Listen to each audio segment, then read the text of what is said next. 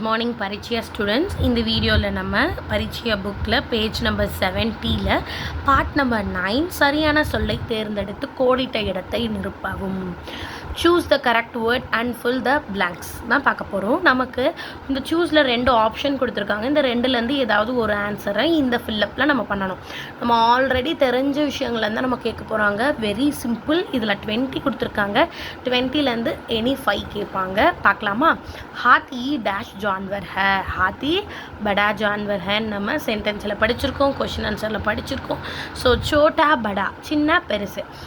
हाथी எப்படிப்பட்ட அனிமல்? பெரிய animal. So Bada is a correct answer. गाय दूध देती है, गायனா கவு. கவு நமக்கு என்ன தருது? தேத்தினா கொடுக்கறது.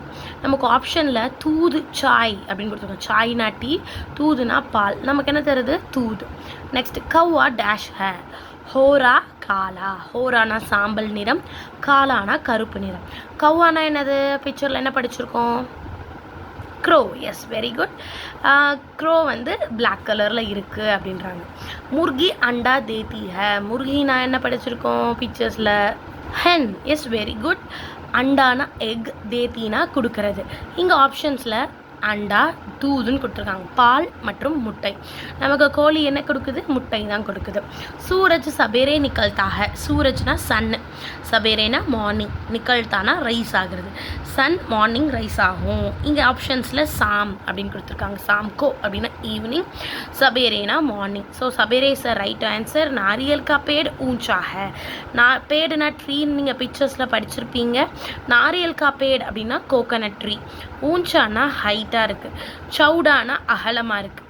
ஹைட்டாக இருக்குமா அகலமாக இருக்குமா? ஹைட்டாக தான் இருக்கும். ஸோ ஊஞ்சா இஸ் அ கரெக்ட் ஆன்சர்.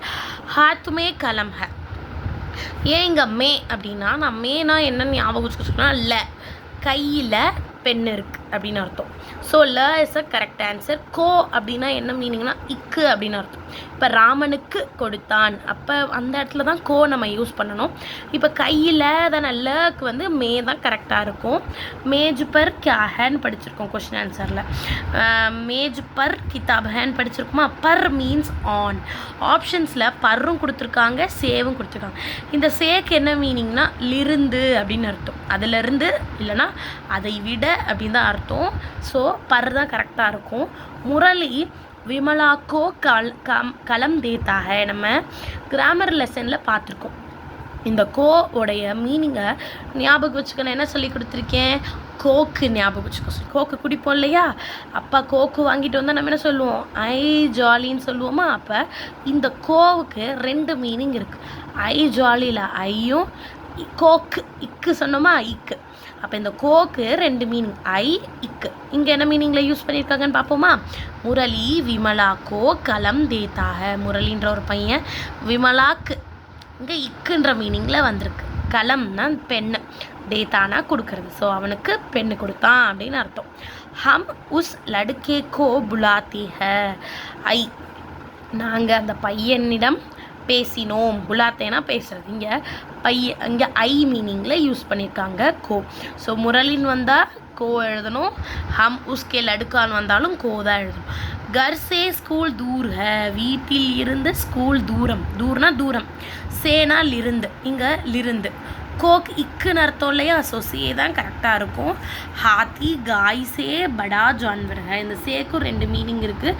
இங்கே விடன்னு அர்த்தம்.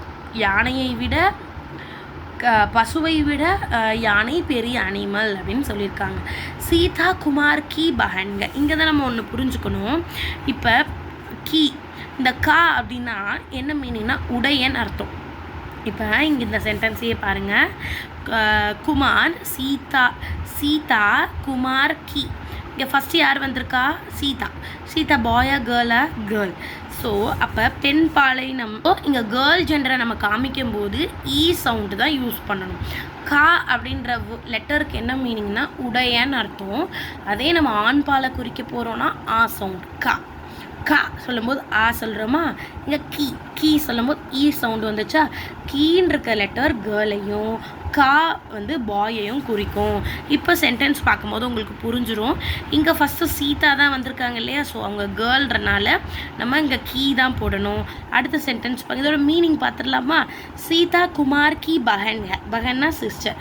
சீதா குமாரின் உடைய சகோதரி அப்படின்னு சொல்லியிருக்காங்க. அப்போ உடைய தான் மீனிங் கீ ஆர் கா, கேர்ள்ன்றனால கீ போட்டிருக்கோம். அடுத்து பாருங்கள், குமார் சீதா கா பாயி ஹை. இங்கே ஃபஸ்ட்டு குமார் வந்துருச்சா? Kumar boy or girl? Yes boy. So boy வந்து ஆ சவுண்டு யூஸ் பண்ணணும்னு சொன்னால் அதனால இங்கே கா யூஸ் பண்ணியிருக்காங்க. பாயி அப்படின்னா பிரதர். கோபால் சரளா கே பிதாஜி ஹை. நீங்கள் வந்து பாய்னா கான்னு சொன்னீங்க, கேர்ள்னா கீ சொன்னீங்க. இங்கேயே கே போட்டிருக்காங்க. கா கீ கே இது மூணுக்குமே மீனிங் உடைய அப்படின்னு அர்த்தம். அம்மா உடைய தங்கை, அவனுடைய பெண் அப்படின்னு நம்ம சொல்லுவோம்ல, இந்த உடையன்ற மீனிங் தான். அவங்க வந்து பாயாக இருந்தால் கா, கேர்ளாக இருந்தால் கீ. பிதாஜி பெரியவங்க இல்லையா, அதனால் மரியாதை கொடுக்கறதுக்காக கே போடுவோம். வேறு எங்கே கே போடுவோம்னா ப்ளூரல் ஃபார்ம், நிறைய பொருளை பற்றி பேச போகிறோம் அப்படின்னா அங்கே கா கீ யூஸ் பண்ணக்கூடாது, கே யூஸ் பண்ணணும்.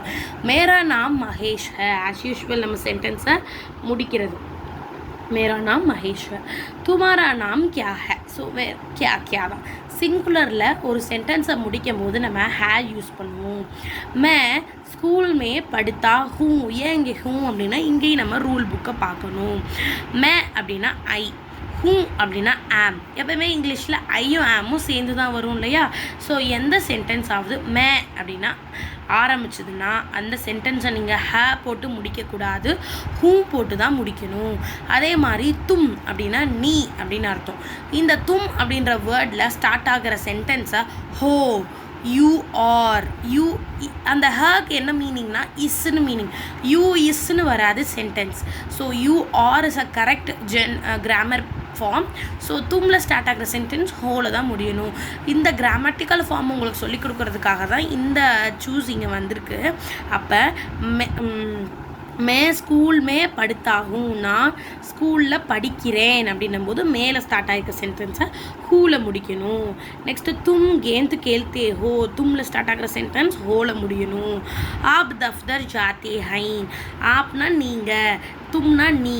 ஓகே, நீங்கள் தஃப்தர்னு ஆஃபீஸ் போகிறீங்களா, பெரியவங்கன்றனால ஹ போடக்கூடாது. பெரியவங்க ப்ளூரல் ஃபார்ம் அப்படின்னும் போது ஹவோ ஹோவோ ஹூவோ யூஸ் பண்ணக்கூடாது. ஹ போட்டு மேலே புள்ளி வச்சிடணும். இதை எப்படி படிக்கணும்னா ஹைன் அப்படின்னு படிக்கணும். So very easy. இங்கே நீங்கள் ஸ்பெல்லிங் எதுவுமே படிக்க போகிறதில்ல, எல்லாமே ஆப்ஷன்ஸு பக்கத்தில் வந்துருச்சு. நீங்கள் ஆன்சரை மெமரி மட்டும் பண்ணால் போதும். இந்த பாட்டை மட்டும் நம்ம மிஸ் பண்ணவே கூடாது. ஆல் த பெஸ்ட், நல்லா படிங்க.